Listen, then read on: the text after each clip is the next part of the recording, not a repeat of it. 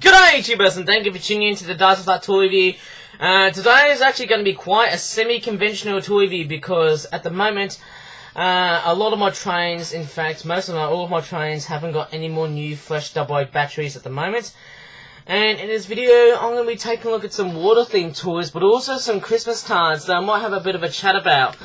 So anyways, I'm just going to go ahead and grab the webcam. Obviously I'm just looking at such pigeons. Well, I don't think there is anymore. So yes, we're going to actually be taking a look at some waterbird toys. Now yes, I think all of those, in fact all of them are literally 5, actually not really 5 packs, but we've actually got one 12 pack, but there's actually one controversy behind it. Okay, so we've got two 5 packs, so I'm going to take a look at this one here first. This is actually a 12 pack, and this one is a flip-flap origami British Wild Collection swimming common Eurasian Coot family feeding frenzy sandwich bread baking flock 12 pack.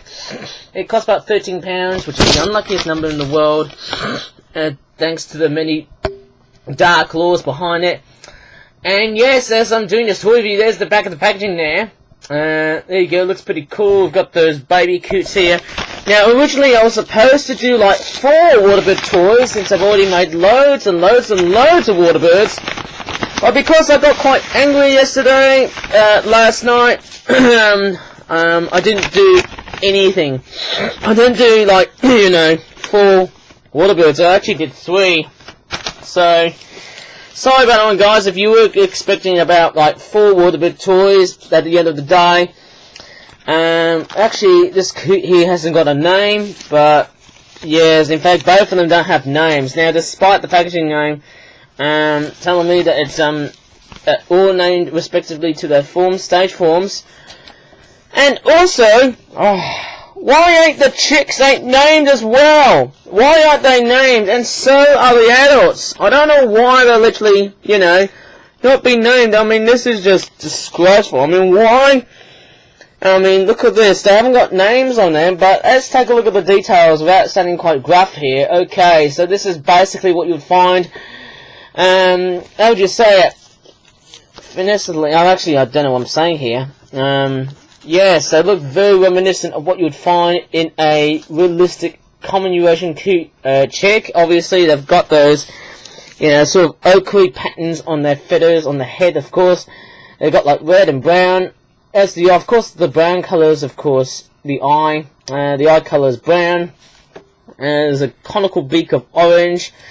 Okay, and it looks quite nice, and I'll show you what the colours look like. In fact, of course, they're plain black, just like the adults. And of course, yes, I'll show you the adults later, before I start to get cranky though, because obviously, why are there no names on this toy? I mean, look at this. There are no names on the chicks and the adults. I mean, this is just lazy, man. They could have just added, a bit of detailing by just adding the names. I mean, how is this so hard to put up?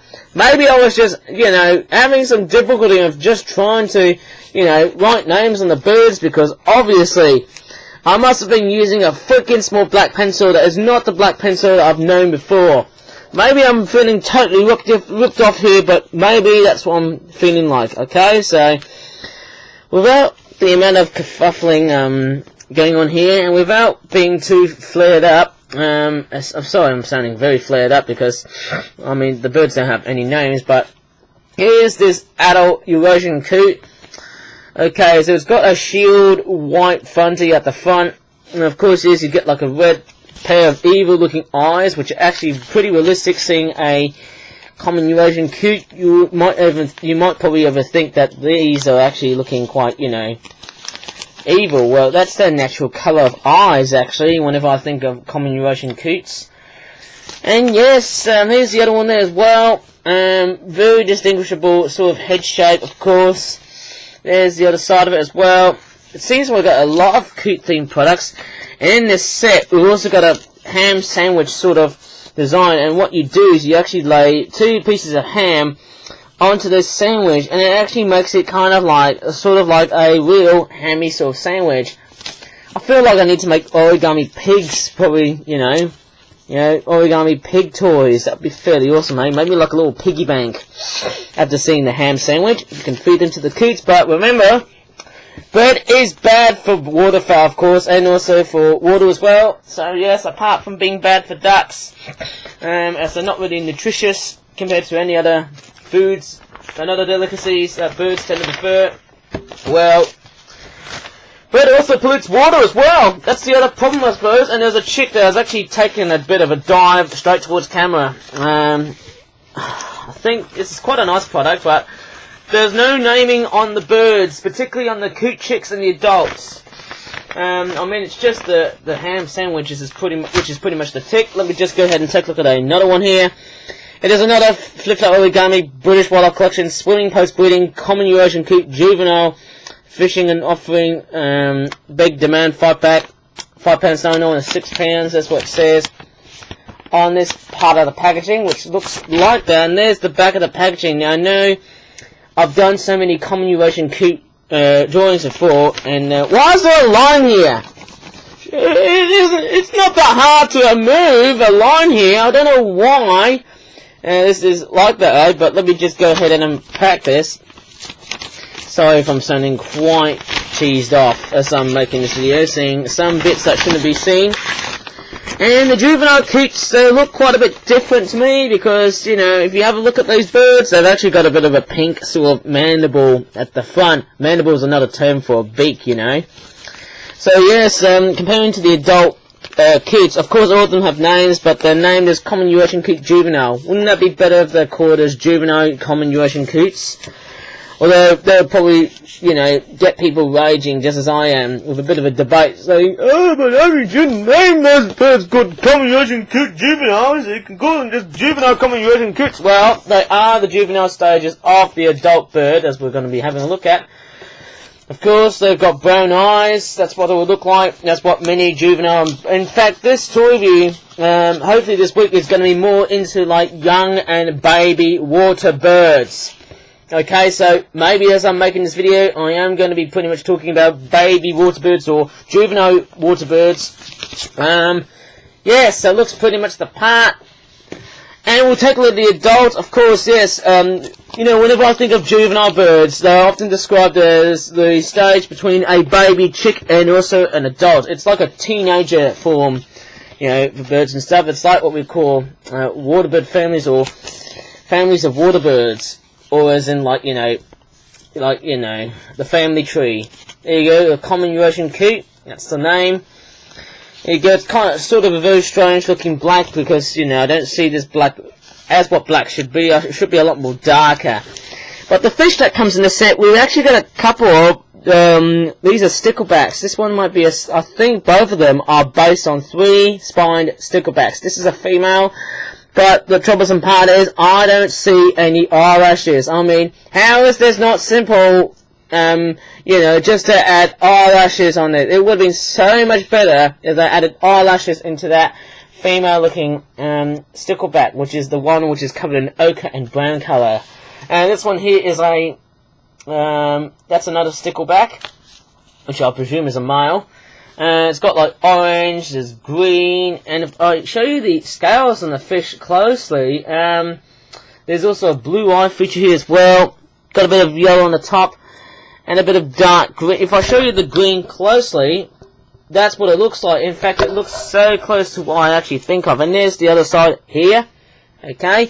And yes, that's basically what I'm actually going to be looking at, you know, juvenile water birds. But there's also a couple of things I might take a look at after talking about juvenile water birds, particularly in the British Wildlife Collection toy range. Okay, let's move on to another water bird themed product, and it's going to be the flip-flop origami British Wildlife Collection Swimming First Winter Black-Headed Gull Small Flock 5-pack. It would have been so much better if the flip-flop UK that always preserved licensing info would have been done and you know, being decked out in a beautiful colour of blue. It would have been better off if it was covered in blue, because look at this gull here. It's swimming. Okay, look at that, it's swimming. I mean, give me a break, man. It should have been better off having, like, you know, blue on the bottom. Sorry if I'm actually kind of feeling, you know, unenthusiastic. £5.99 or £6. Here's the back of the packaging here with a sneaky and mischievous looking seagull, of course, which is a black-headed one. It's the first one's a black-headed gull because obviously, despite the name, they've got a brown chocolate head in summer, and that's what they would look like during winter. I've actually realised that I've already covered those guys before, but I actually didn't realise this, but juvenile black-headed gulls in summer sort of pretty much retain their chocolate brown heads just like the adults, but only very briefly, because, you know, by the next month, which would definitely be like August, or in a few weeks' time, by like, you know, August, actually be like late July or early August, these guys would have molted their heads a little bit like that.